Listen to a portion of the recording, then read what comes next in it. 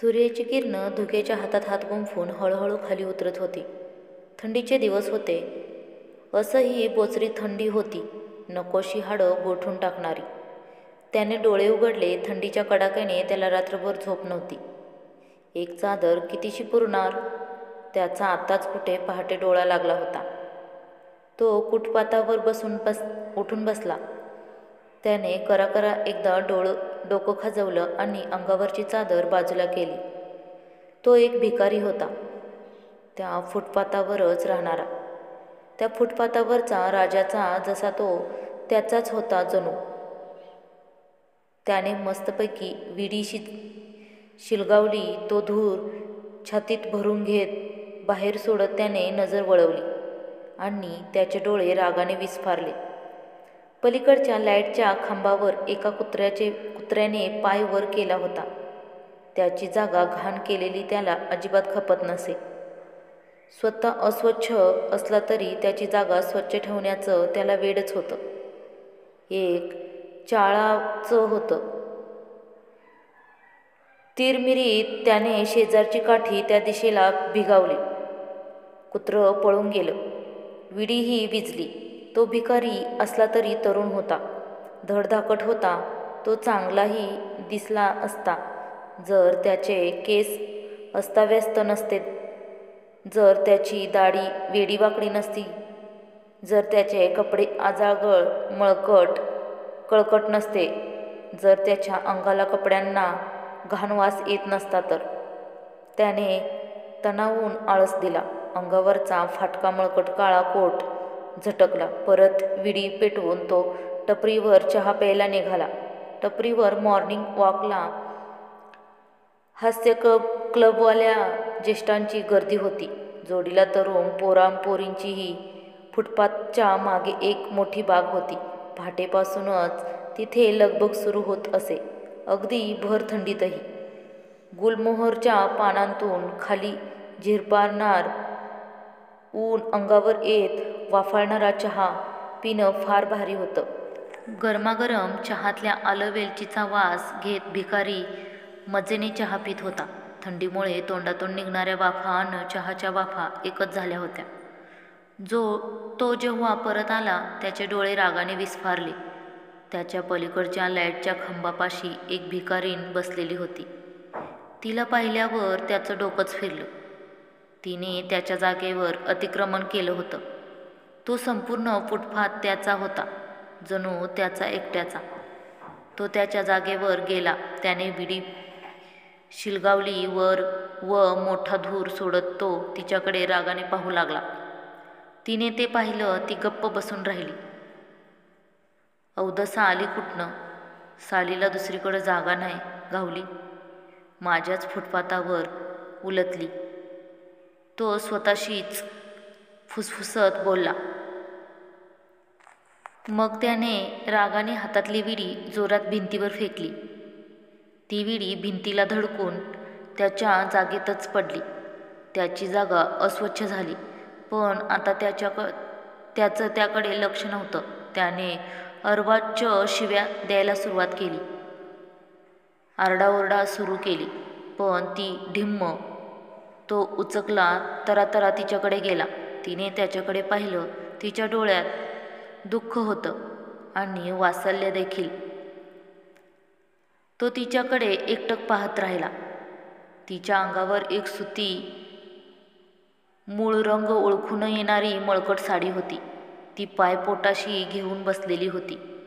पदराखाली बोचकं केस, पिंजारलेले काळसर वाणाची पण नाजूक चेहऱ्याची, छोट्या चणीची तिचा चेहरा. चेहऱ्यावरचे भाव पाहून कोणालाही तिची दया आली असती. पण तो भडकलाच. त्याची चादर तिच्या अंगाखाली होती. फुटपाथचा थंडपणा सहन होईना म्हणून तिने त्याची चादर घेतली होती. तो नसताना आधी जागा, आता चादर. तो चादर ओढायला खाली वाकला. तो साडीखालचं तिचं ते बोचकं रडायला लागलं. तिचं बाळ. ती ओली बाळंतीण होती. त्या आवाजाने तो दचकला. मागे फिरला. पण शिव्या देत साली भिकारी पोरं काढायची कशापायी, स्वतःची पोटं भरायची मुश्किल अनवर हे. मग तुटक्या खराट्याने खरा आवाज करत त्याने झाडायची सुरुवात केली. पानगळ सुरू झाल्यानं बागेतील अशोकाची पानं सारखी गळत राहत. बागेच्या आत बाहेर त्याला टाइमपास देत. एक नवमाता तिच्या तान्हुल्याला घेऊन डॉक्टरकडे चालली होती. दुपट्यात घट्ट गुंडाळून महागड्या कारमध्ये तिने त्या भिकारणीकडे पाहिलं आणि ती विचारत करत राहिली, ही बाई या थंडीमध्ये, तेही उघड्यावर, पोराची काळजी कशी घेत असेल. तिने गाडीची काच वर केली. हे दृश्य झाकून टाकत स्वतःच्या बाळाला छातीशी आणखीन घट्ट धरत. येणाऱ्या जाणाऱ्या आयाबाया तिच्याकडे पाहून चुकचुकायच्या, हळवायच्या अन पुढे चालू लागायच्या. दिवसभर तो तिला काही बाही शिव्या देत होता. दुपारी त्याने पाहिलं ती पोराला पदराखाली पाजत होती आणि कोणीतरी तिला दिलेल्या वडापाववर आधारासारखी तुटून पडलेली होती.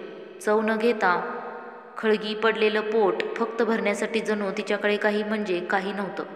ना एखादी पिशवी, ना एखादी पाण्याची बॉटली, पण तिच्याकडे बाळ होतं आणि त्याच्यासाठी पाहणा. साली कुठून आलीस ग तू? रातीला गार वारं सुटलं ना तर मरून जाशील कुत्रे. आणि तुझं पोरग बी. माझी चादर घेतली. तो ओरडून दमला. त्याचा घसा सुकून तो उठला व चहा पिऊन आला. येताना त्याच्या हातामध्ये एक पिशवी होती. कोणी काही खायला दिलेली भरपेट असं नाव छापलेली कॅरीबॅग. पण आतमध्ये जे काही खायला होतं त्याने अर्ध पोटही मुश्किलीने भरलं असतं. तो ती पिशवी मुद्दाम तिच्या समोरून हलवत आला. ती त्याच्याकडे आळसभूतपणे पाहत होती, पण त्याने तिला फक्त एक चकचकीत शिविकाई ती दिली. त्याच्याकडे पाहत पाहत तो चवचवीने अर्धमुखे सँडविच खाऊ लागला. दुष्काळात ती आणि तिचा नवरा गावावरून आले होते. आधीच मरणाची गरिबी, त्यात दुष्काळ. शेवटी त्यांनी शहराची वाट धरली पोट भरायला. शहरातील चकचकाट पाहून त्याचे डोळेही दिपले होते. फुटपाथावरच त्यांनी संसार थाटला होता. शहरात त्यांना बरं वाटलं. निदान 2 देमटं खायला तर मिळत होतं, तर कधी गोडधोड. नवरा गावाकडे दारू प्यायचाच, पण शहरात मोलमजुरी करून मिळेल ते काम करून 2 पैसे मिळवायला लागेल तसं त्यांचं खाणंपिणं वाढलं. ही गरोदर राहिली आणि एके दिवशी खोपडी पिऊन त्याच्या घात झाला. त्या हलक्या प्रतीच्या दारूने इतर अनेक जणांबरोबर त्याचाही जीवच गेला. हिची तर पार वाताहत झाली. घर नाही, नवरा नाही, त्यात बाळांतण. कामही जमेना. शेवटी ती भिकेलाच लागली. मिळेल ते खात पीत ती कशीबशी जगत राहिली. पुढे एका सतशील डॉक्टरनी बाई तिची प्रसूती केली. सांभाळलं पण किती दिवस. शेवटी ती आणि तिचं नशीब आणि तिचं पोर. भिकारी असली तरी तिला पोराची माया होती. एका आईला वाटणारी नैसर्गिक काळजी होती. दुसरी कोणी असती तर कदाचित कचराकुंडीत फेकूनही दिलं असतं. तिने ते पोर जिथे स्वतःच्या जगण्याचेच वांदे, तिथे ते पोर वाढवायचं कसं? एका दुकानाच्या आडोशाला ती रात्री थांबली होती. सकाळ झाली. दुकान उघडलं आणि त्या मालकाने हिला हाणून मारून हकलून दिलं होतं. ती तिथून आडोसा सोडून जाईना म्हणून एका बाळंतिणीची दया आली नव्हती त्या पशुला. ती तिथून निघाली. ती बागेपाशी येऊन थांबली होती. त्याच्या जागेत हळूहळू सांज बागेवर उतरू लागली. उंच झाडांचे शेंडेचं काय ते सोनेरी दिसू लागले. घरट्यांकडे परतलेल्या पाखरांचा कलकलाट बागेत सुरू झाला होता आणि घरट्याबाहेर पडलेल्या पाखरांचा कुजबुजाट बागेत सुरू झाला होता. बागेमध्ये शांत ठिकाण पाहून प्रेमी पाखरं बसत होती. सांज अंधारात विरघळून जाण्याची वाट पाहत. हळूहळू थंडी आणि अंधार एकमेकांच्या मिठीत सामावून गेले. तसे प्रेमी जीवही त्या अंधारात वाहून गेले. एकमेकांच्या देहाच्या उभेचा त्या थंडीत आनंद लुटू लागले. भिकाऱ्याच्या दगडी भिंतीमागे बागेत एक जोडी बसली होती. तिने स्वतःची गुलाबी नाजूक नक्षी विणलेली परिश्राम शाल दोघांभोवती पांघरून घेतली होती. दोघे एकमेकांच्या उबदारपणात सामावले आणि नंतर ती शाल खाली पडल्याची भान त्यांना राहिली नाही. बाग बंद करण्यासाठी गार्डची शिट्टी वाजली. ती जोडी उठली. एकमेकांच्या कमरेत हात घालून मंद चालत धुंद बोलत भिकारी कंपाऊंडवर चढला. त्यांची बाग बंद होतानाची ती रोजची सवय झाली होती. कोणाचं काही खाण्यापिण्याचं विसरलंय का ते पाहण्यासाठी क्वचित काही मिळे, पण ती त्याची सवयच. त्याला ती बकाखाली पडलेली शाल दिसली. त्याचे डोळे लखलखले. त्याचं तर जणू नशीबच उघडलं. पटकन खाली उतरून तो शाल घेऊन बाहेर गेला. उबदार शाल मिळाली म्हणून भिकारी खुश झाला, कारण त्याची चादर तर तिच्याकडे होती. ती गुलाबी रंगाची शाल त्याने हवरटासारखी अंगावर पांघरली. तिला येणारा खास बायकी डिओचा वास त्याला मस्त वाटला.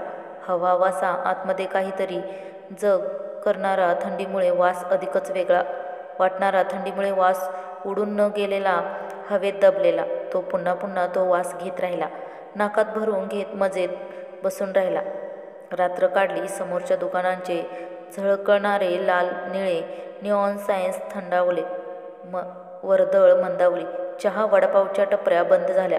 अंधार चिरणाऱ्या म्युनिसिपालिटीच्या दिव्यांचा किरकोळ प्रकाश काय तो उरला. गजबज मंदावत गेली. सारं शांत झालं. गारव्यामुळे लोक लवकरच आपापल्या घरच्या उभेला पळाले होते. रात्रीचा प्रहर वाढला आणि थंडीचा कहर. थंडीने जणू रात्र कळवाटून घेतली आणि भिकारणीचे तिच्या तान्हुल्याला ती हुडहुडत होती, कुडकुडत होती. तिचे दात कडाकडा वाजत होते, पण ती गप्प बसून होती. दिवसभर बसली होती तशीच. तिच्या अंगावरचे माराचे वन आता ठणठसत होते. आता पूर्ण शांत होतं. माणसं त्यांच्या दुलह्यामध्ये, गोधडीत, ब्लँकेटमध्ये शिरली होती. पोरं आईच्या तर माणसं बायांच्या कुशीत शिरली होती. घरातल्या माणसांसाठी ती थंडी गुलाबी दिसत होती, पण इथे बागेपासून फुटपाथवर जीवघेणी. पण भिकाऱ्याला थंडीचं काही नव्हतं. शाल होती ना, अन ती चांगलीच उबदार होती. ती अंगाभोवती लेपटून तो मजेत विडी ओढत होता. त्याचाही विडीचा ठराविक ब्रँड होता. गार रात्र लवकर सरणार नव्हती, तसा तो धूरही थंडीमुळे धूर पटकन विझत नव्हता. अचानक त्याच्या त्या आनंदाला तडा गेला. भिकारणीचं पोरगं रडायला लागलं. तिने त्याला छातीशी घेतलं. ते शांत झालं, पण पुन्हा रडायला लागलं. भूक लागली तरी ऊब भागली नव्हती. भिकारी चिडला.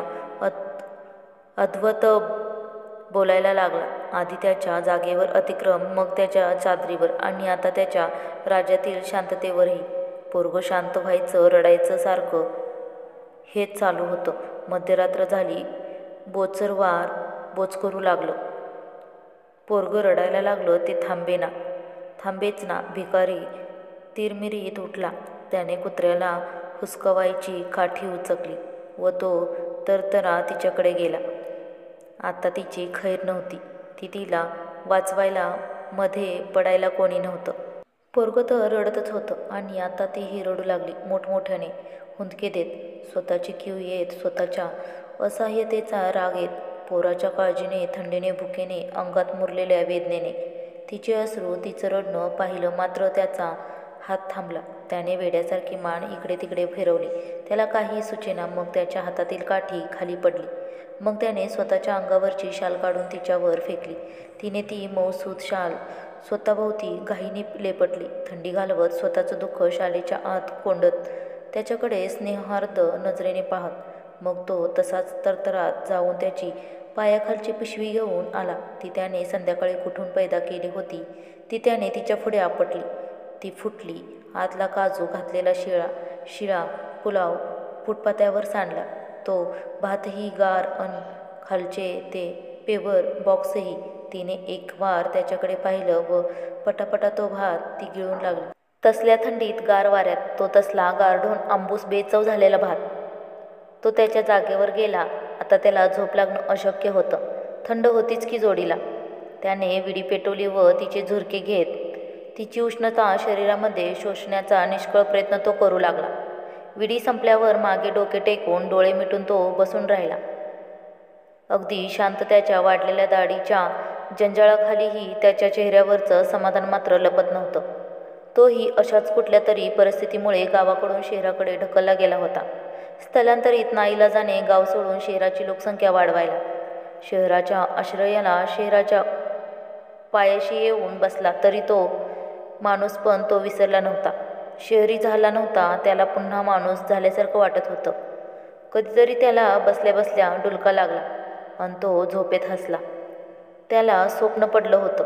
त्याच्या आईचं आईचं गालावरून निबर हात मऊवापणे फिरवणारी, प्रेमाने जवळ घेणारी आई, थंडीत त्याच्या अंगावरून सरकलेली प्रेमळ गोदडी सारखी करणारी आई. तो आईला बिलगला, तिच्या मायेच्या उबदारपणात शिरला. खरं तर फाटक्या काळ्या कोटातले हात पोटाशी घट्ट आवळून आखडून जालिम थंडीत थोपटवत त्याच्या जागेवर ते पोरगंही झोपलं होतं, शांत त्याच्या आईच्या कुशीत. मित्रांनो, ही कथा तुम्हाला कशी वाटली कमेंट करून कळवा आणि आपल्या चॅनलला सबस्क्राईब करायला विसरू नका. धन्यवाद.